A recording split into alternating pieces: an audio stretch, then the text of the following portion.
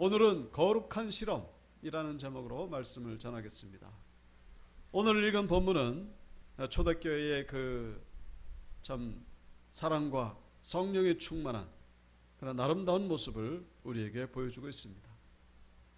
그래서 물질을 유무상통하는 그런 참 보기 드문 그런 모습을 보여주고 있죠. 사실 오늘 본문은 우리 사도행전 2장에서 우리 한번 본 적이 있습니다. 사도행전 2장에도 거의 동일한 모습이 나오고 있죠. 거기도 물질을 유무상통하고 서로 사랑으로 하나 된 그런 모습을 보여주고 있습니다.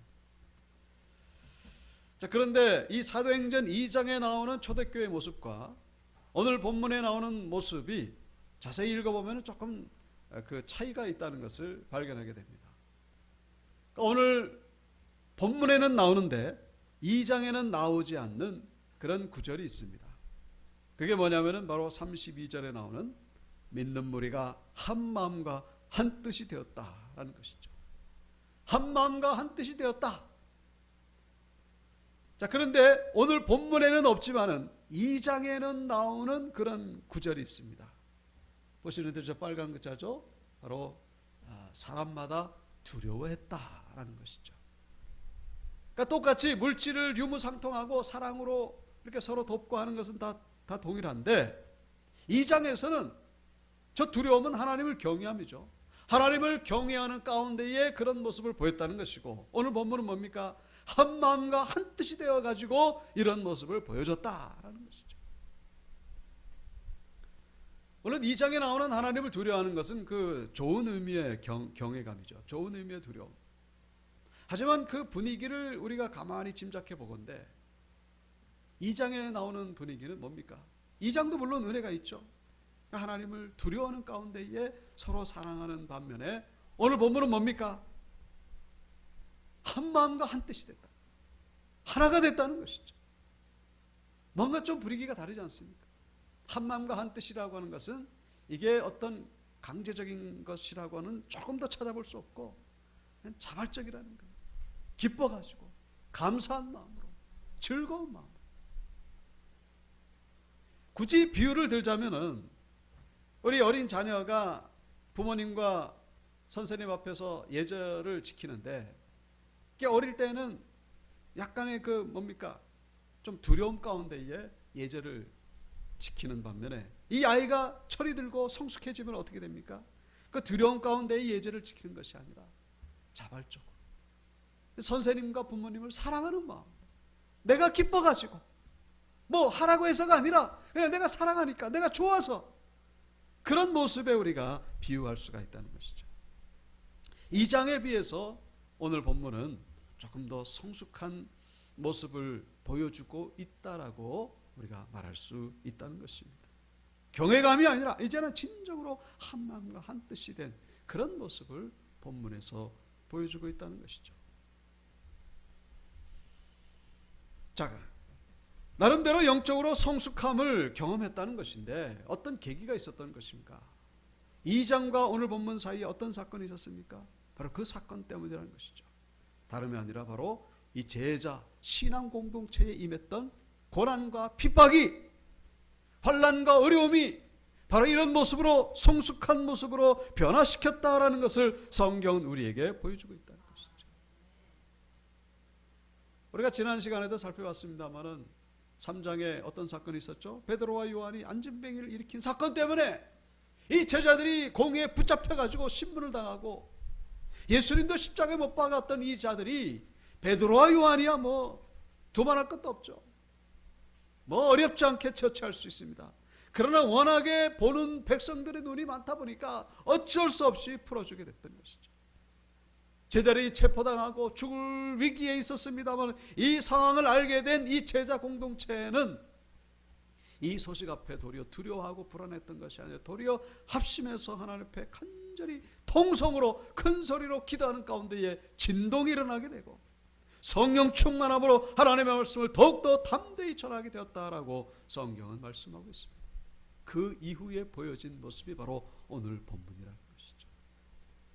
고난과 역경이 이 제자 공동체, 신앙 공동체를 위축시킨 것이 아니라 도리어 더욱더 담대히 하나님의 말씀을 전하는 그런 성숙한 신앙 공동체로 변화시켰다는 것을 우리에게 말씀해 주고 있는 것이죠. 우리 신앙생활 하는 가운데에 이 적당한, 표현이 좀 그렇습니다만은 하나님의 섭리 가운데 일어나게 되는 이 고난과 어려움이 도리어 우리를 유익하게 할 수 있다는 사실을 우리 신앙인들은 잊지 마시길 바랍니다. 이 고난과 어려움이 우리를 더욱더 유익하게 한다는 거예요. 오늘 본문에 나오는 이 신앙 공동체처럼.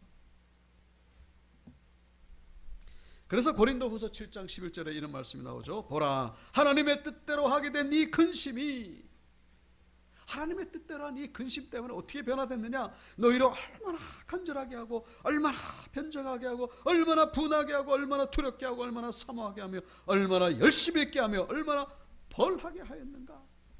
좋은 의미래요. 하나님의 뜻대로 한 근심 때문에 이 간절함이 생겼다는 거예요. 하나님의 뜻대로 한 근심이 아니었으면은 그렇게 되지 않는다는 거예요. 이 사람이라고 하는 것이 그게 참 연약하죠. 그것이 있어야만 이렇게 되는 거예요. 닥치니까. 오늘 이 신앙 공동체가 보여준 이 성숙한 모습은 달리 생겨난 것이 아니고 어떤 자발적인 결심에 의해서 그렇게 된 것이 아니고 하나님의 섭리 가운데 되어진 이 고난과 역경이 우리를 성숙한 신앙 공동체로 만들었다는 사실을 오늘 보면 우리에게 주시는 말씀이라는 것을 기억하시기를 주 이름으로 축복합니다. 우리 삶 가운데도 마찬가지라는 거예요. 이번에 올림픽 때 좀 인상 깊은 장면을 하나 본 적이 있습니다만, 다른 것이 아니라 우리 탁구 단체전에서 동메달을 땄지 않습니까? 여자 단체전에서. 근데 그 단체전에서 동메달을 따는 과정에서 이은혜라고 하는 선수가 상대방 선수를 이기자마자 그 자리에서 무릎을 꿇고 하나님 앞에 기도드리는 장면이 있었습니다. 옛날에는 그런 장면을 많이 봤는데 요즘은 참 보기 가 드물어요. 처음 본 것 같아요, 이번에 올림픽 때. 근데 이은혜 선수가 누구냐? 이 단체전이라고 하는 건요, 각 나라에서 3명씩 나옵니다. 그래서 5게임을 하는데, 복식 한 게임, 그리고 단식을 4게임 하는데 3게임을 이기면 이제 우승하게 되는 것이죠. 근데 이번에 우리나라가 이제 복식에서 이기고 단식 2게임을 이기고 그래서 3번을 다 이겨가지고 이제 우승해서 동메달을 땄습니다만, 이 3명의 선수 가운데 2명의 선수가 중국에서 귀한 선수들이에요. 그 가운데 한 명이 바로 이은혜 선수죠. 그리고 또 한 명이 바로 전지희라고 하는 선수입니다. 전지희와 이은혜는 중국에서 귀한 선수예요. 나머지 한 명은 우리 잘 아시는 신유비, 삐약이라고 별명이 붙은 신유비이고, 이 2명이 중국에서 귀한 선수인데, 이 전지희라고 하는 선수는 워낙 원래부터 실력이 좋은 선수였어요. 중국 내에서. 그런데 이 중국 그 탁구 선수층이 워낙 두텁지 않습니까? 그 한계에 부딪히고 벽에 부딪혀 버리니까 이제 소위 성공하기 위해서 한국으로 귀한 거예요. 전지희는. 그런데 이은혜는 그렇지 않습니다. 이은혜는 탁구는 쳤습니다만은 그저 그냥 별 볼일 없는 아주 평범한, 실력도 없는 그런 선수였어요. 그런데 이은혜가 어떻게 해서 한국에 귀화됐느냐? 다른 것이 아니라 뭐 탁구에서 성공하려고 그런 게 아니라, 그때 당시에 중국에서 산하 제한 그 정책 때문에 한 가정에 자녀가 1명만 있어야 되는데 이 가정에 3명이 있었어요. 2명을 어떻게 처치하다 할 줄 모르다 할 줄 고민하다가 그때 마침 선교사님이 한국에서 오셔가지고 그 선교사님이 한국으로 귀국하는 때에 이제 이은혜를 딸려보낸 거예요. 근데 그 선교사가 누구냐면은 바로 양영자 선수입니다. 양영자 아시죠? 우리 88 올림픽 때 여자 복식에서 금메달을, 그것도 중국을 이겨가지고 금메달을 땄던 선수 바로 양영자. 현정아와 같이 복식을 이뤘던, 아시죠? 모르시진 않죠?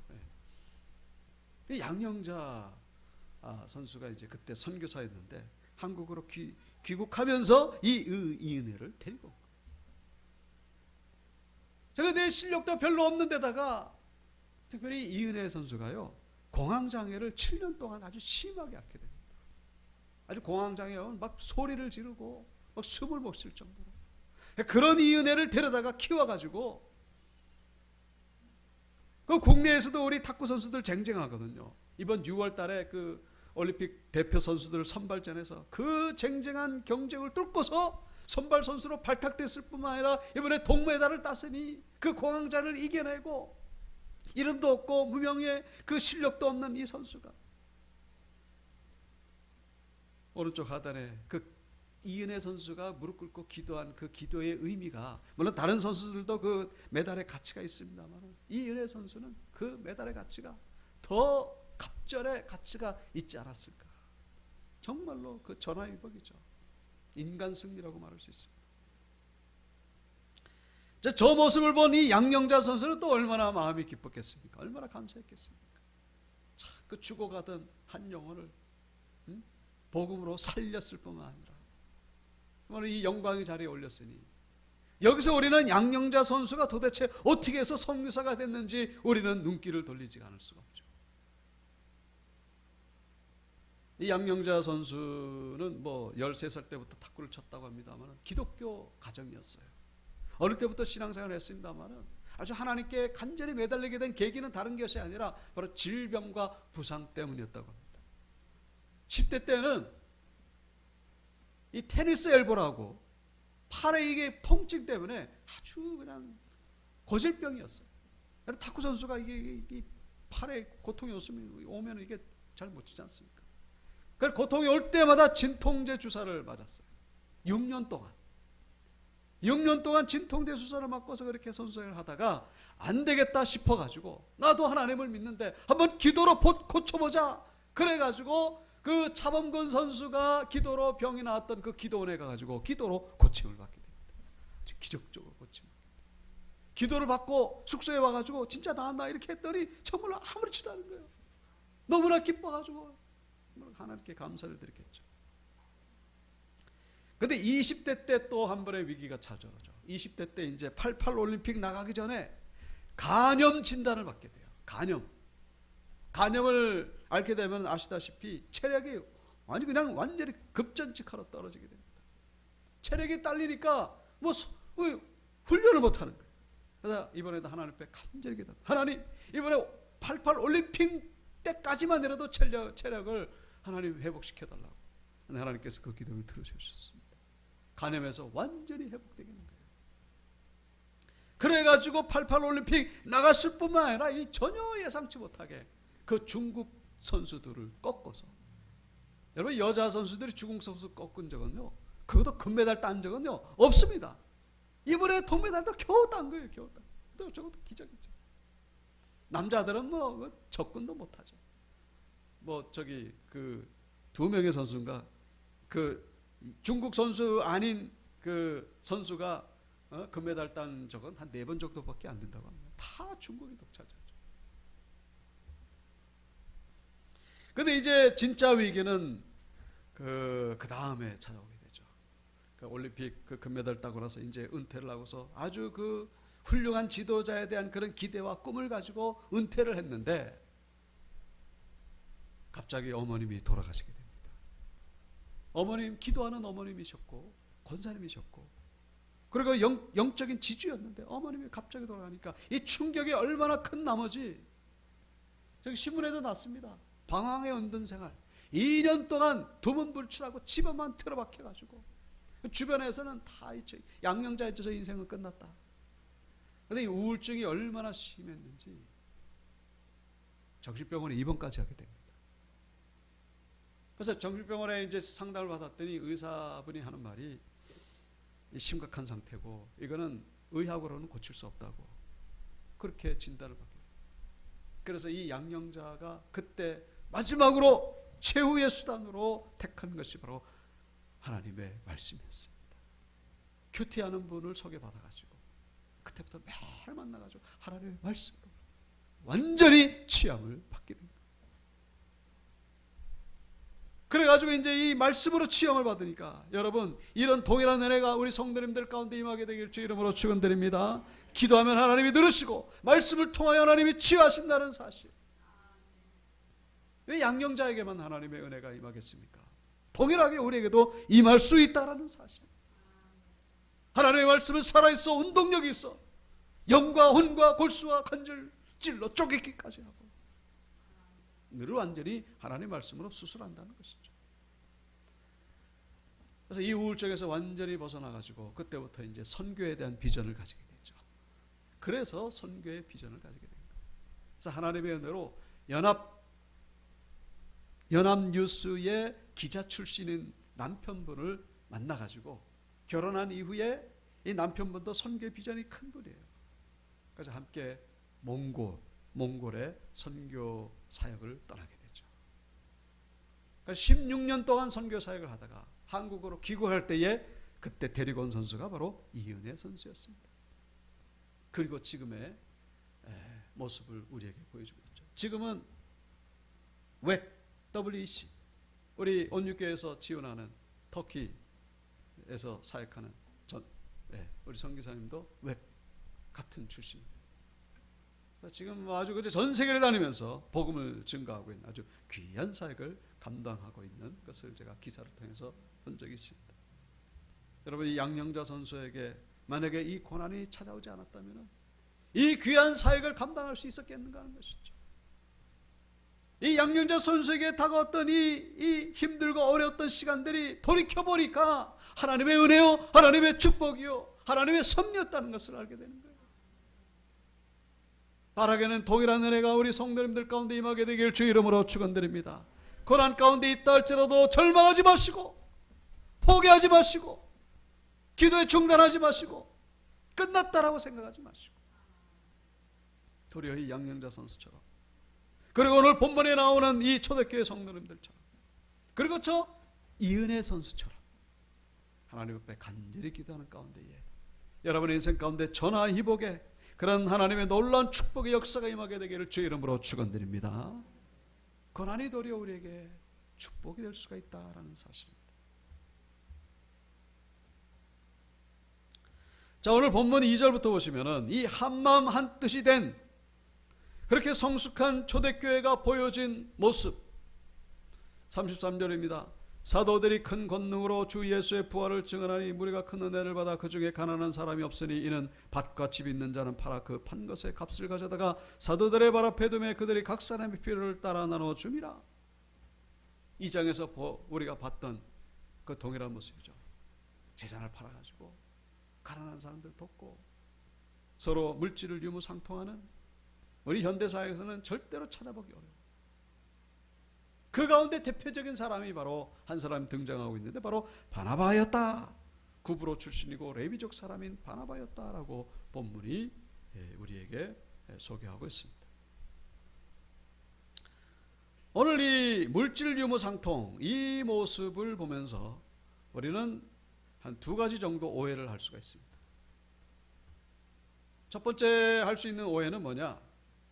이 본문은 가난한 사람들에게는 은혜되지만은 부유한 사람에게는 은혜가 덜 되는 거 아니냐? 가난한 사람들에게는 좋죠. 공급 도움을 받고 공급 받으니까. 부자는 이제 내놔야 되니까.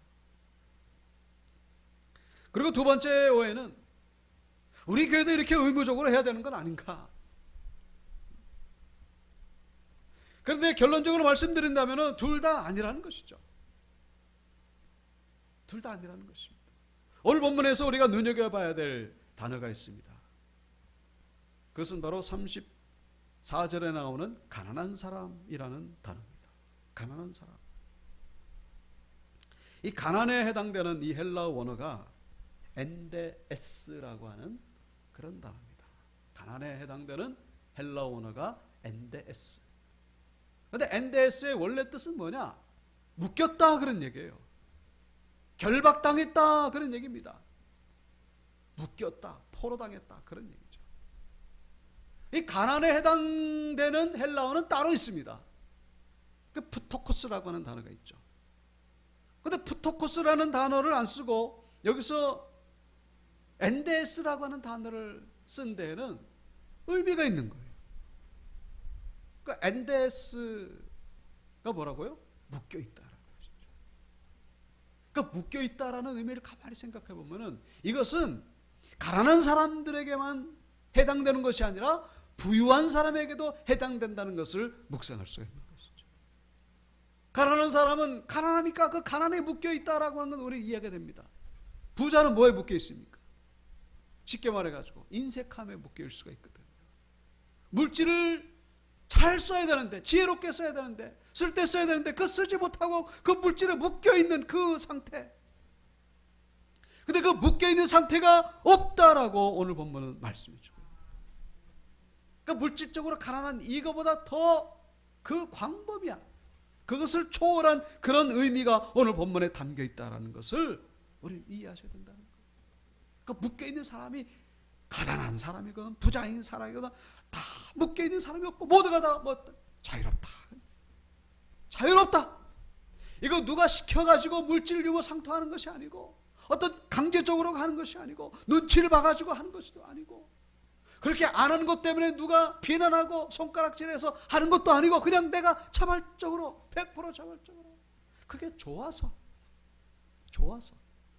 2장에 나오는 초대교회 공동체와 오늘 본문에 나오는 초대교회 공동체의 그 분위기가 다르다고 말씀드렸죠.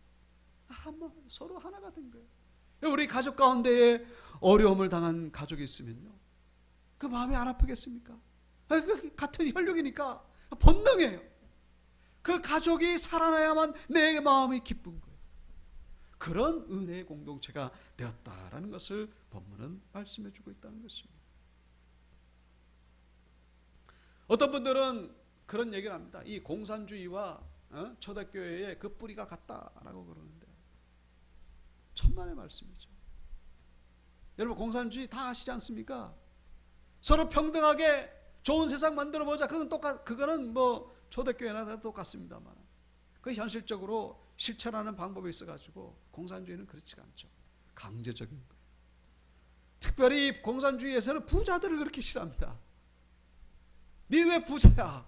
그래가지고 뺏어다가 가난한 사람들을 도와주고, 그래가지고 같이 가난하자는 것이 이제 공산주의죠. 지금 현실적으로 이 공산당이 집권 여당이 된 나라는 4나라밖에 없어요. 중국하고 북한, 베트남, 라오스. 검색해 보니까 그렇더라고요. 어떻게 됐습니까? 평등한 세상이 됐나요? 평등하자고 했던 그 나라들이 도리어 아주 지극히 아주 그냥 불평등한 세상이 되고 말았습니다. 왜요? 강제적으로 하니까. 오늘 본문에 나오는 이 초대교회는요, 그런 모습이 전혀 없다라는 사실입니다. 누가복음 19장에 보시면은 삭개오 이야기를 아마 하실 겁니다. 삭개오가 마을 사람들로부터 아주 그냥 손가락질 받았죠. 원수예요. 전업은 매국노라고. 세리장이다 보니까 다 마을 사람들이 싫어합니다. 그러니까 싫어하니까, 고립되다 보니까 삭개오는 고립될수록 더욱더 또 마을 사람들을 싫어하죠. 서로 원수가 아니에요. 어느 날 갑자기 삭개오가 내 재산을 다 팔아가지고 절반을 가난한 사람들을 위해서 쓰겠습니다. 그리고 내가 누구 것을 강제로 뺏은 것이 있으면 4배로 갚겠습니다. 폭탄 선언이에요. 여러분, 이 삭개오에게 그렇게 하라고 로마 정부에서 그렇게 시켰습니까? 아니면 예수님이 그렇게 하라고 시켰습니까? 시킨 사람 아무도 없습니다. 예수님이 다만 이 삭개오에게 내가 내 집에 오늘 유하겠다, 그 말씀을 들었을 뿐인데, 그 은혜를 받다 보니까 나도 모르게 삭개오가 그런 선언을 하게 되었습니다. 영혼 구원이 경제 구원, 사회 구원까지 나아가게 된 것을 성경은 우리에게 보여주고 있죠. 오늘 본문에서 우리가 눈여겨봐야 될 또 다른 구절은 바로 33절입니다. 사도들이 큰 권능으로 무엇을 증언하니? 주 예수의 부활을 증언하니. 어려운 사람들 도와줘라, 물질 유무 상통해라, 그런 메시지를 전하는 것이 아니라, 그것과는 아무 상관이 없는 뭐예요? 예수의 부활을 증언했을 뿐인데, 저 사람 어려우니까 도와줘라, 뭐 그런 얘기는 아무 상관, 그건 전혀 상관. 예수의 부활만을 전했을 뿐인데, 이 무리가 은혜를 받다 보니까 그냥 자발적으로, 은혜 받은 사람들의 특징이죠. 은혜 받으면 내 주변을 돌아보게 됩니다. 저 사람에게 필요한 것이 무엇일까? 그렇게 해서 생겨난 이 공동체를 오늘 본문은 우리에게 말씀해 주고 있는 것이죠. 바라기는 이런 은혜가 우리 온육교회 가운데도 임하게 되길 주 이름으로 축복합니다. 말씀으로 인하여 내가 더 성숙해지는 것. 현대판 바나바라고 할 수 있죠. 한 사람을 제가 소개해드리고 말씀을 마치겠습니다. 그 사람은 윌리엄 펜이라고 하는, 오늘 이 바나바는 또 밭을 팔아가지고 사도들의 발 앞에 뒀다고 했습니다. 윌리엄 펜이라고 하는 영국 사람, 1600년대 사람. 이 사람도 땅 부자예요. 땅이 얼마나 많으냐? 몇천 평, 몇만 평이 아니고, 이 윌리엄 펜이 가지고 있던 땅의 면적이 우리 한반도의 절반만한 땅을 가지고 있었어요. 한반도의 절반만. 한반도가 22만 평방 킬로미터더라고요, 보니까. 남한이 10만이고 저 북한이 12만이에요. 근데 이 윌리엄 펜이 가지고 있었던 땅의 면적이 12만 평방. 대한민국보다 더 넓은 땅을 가지고 있었죠. 어디서 이 땅이 났느냐? 이 윌리엄 펜의 아버지가 부자였습니다. 이 윌리엄 펜의 아버지가 영국의 그때 당시 찰스 2세 왕에게 돈을 빌렸어요. 돈이 얼마나 많은지 왕에게 돈을 빌렸었어요. 근데 이 윌리엄 펜의 아버지가 죽을 때 빚을 못 받고 죽었습니다. 그래가지고 아들 윌리엄 펜이 이제 차용증서를 가지고 왕에게 가지고 빚을 갚으라고 요구를 합니다. 그랬더니 이제 이 왕이 돈이 없다 보니까 돈 대신에 땅을 준 거예요. 근데 영국에 무슨 그렇게 넓은 땅이 있습니까? 그 넓은 땅을 어디서 줬느냐? 바로 그때 당시 식민지로 지배하고 있던 미국 땅. 미국 땅에 그만한 면적의 땅. 야, 돈 없으니까 이 땅 네 가져라.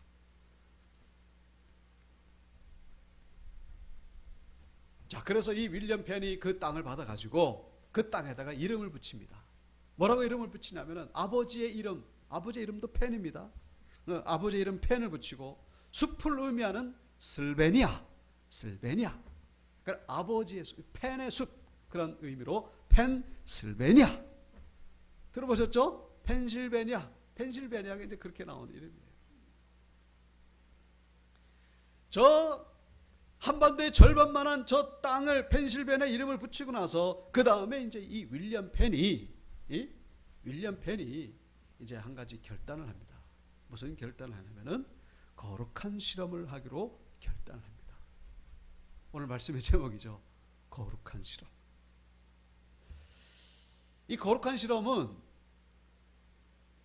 그 미국의 그 학생들이 그 시험 볼 때 그 시험 문제로 나오는 아주 중요한 시험입니다. 우리 미국 역사 가운데 거룩한 실험. 뭡니까? Holy Experiment. 거기에 대해서 아는 대로 써라. 그러면 뭐 윌리엄 펜이면 어쩌고 저쩌고 뭐 이렇게 쓰는 그런 문제입니다. 윌리엄 펜이 거룩한 실험을 하기로 결단하는데 그게 뭐냐면은 바로 이 펜실베니아에는 정말로 사랑과 평등과 관용과 자유가 가득한 그런 하나님 나라의 공동체를 만들기로 거룩한 실험을 하기로 결단합니다. 원래 이 윌리엄 펜이 어떤 사람이냐면은 이 퀘이커 교도입니다. 퀘이커 교도 혹시 들어보셨습니까? 퀘이커 교도라고, 그 퀘이크라고 하는 말이 이제 떤다라는 뜻이거든요. 그 지진에 해당되는 영어가 earthquake죠. 퀘이크. 내적 진동이죠. 우리가 지난 시간에 살펴봤죠?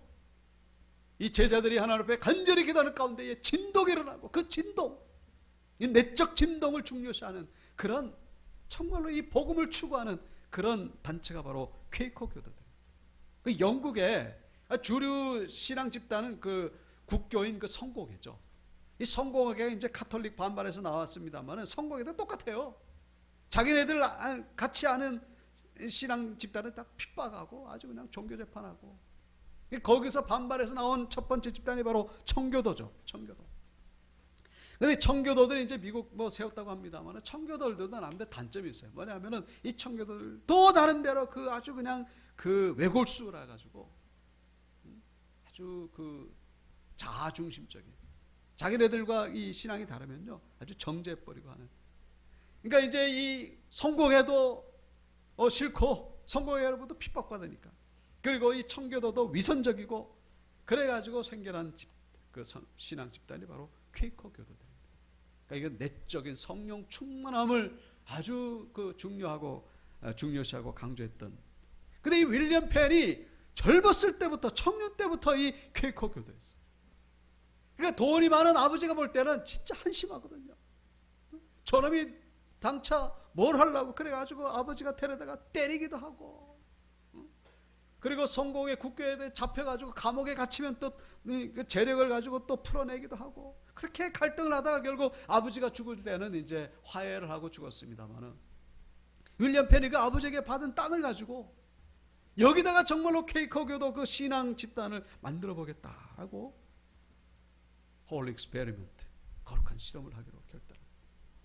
그래가지고 이 윌리엄 펜이 전 세계에, 영국만이 아니라 전 세계에 광고를 보냅니다.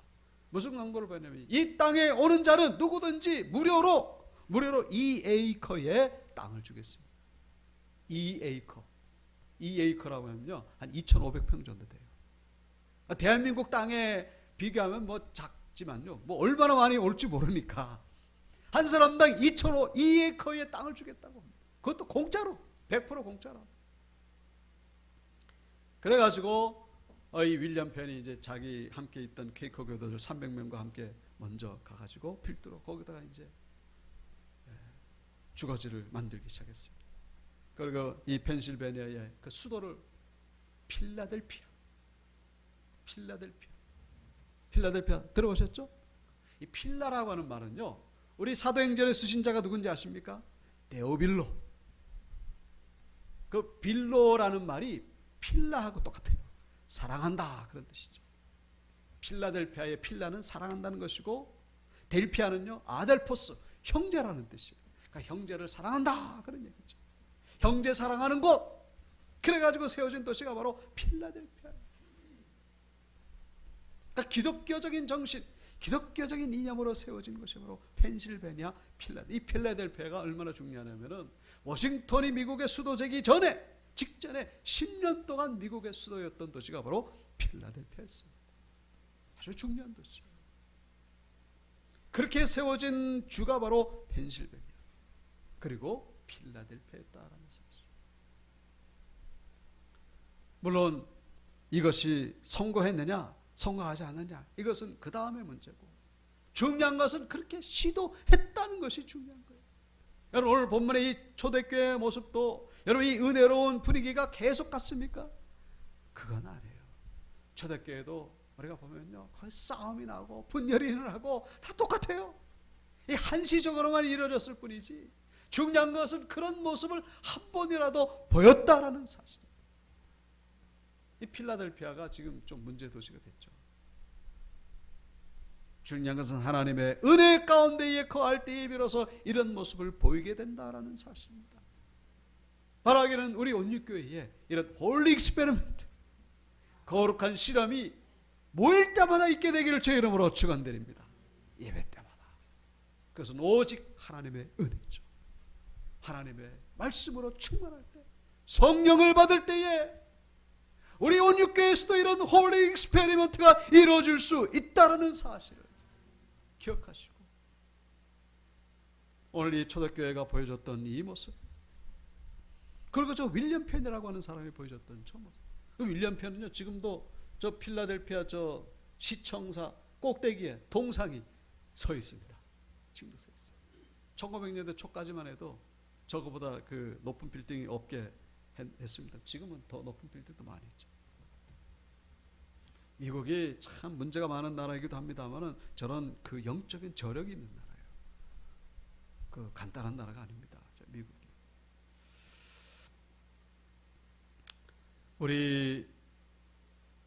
우리의 개인의 삶 가운데도 홀리 익스페리먼트, 거룩한 실험이라고 하는 것이 다른 말로 시험이지 않습니까?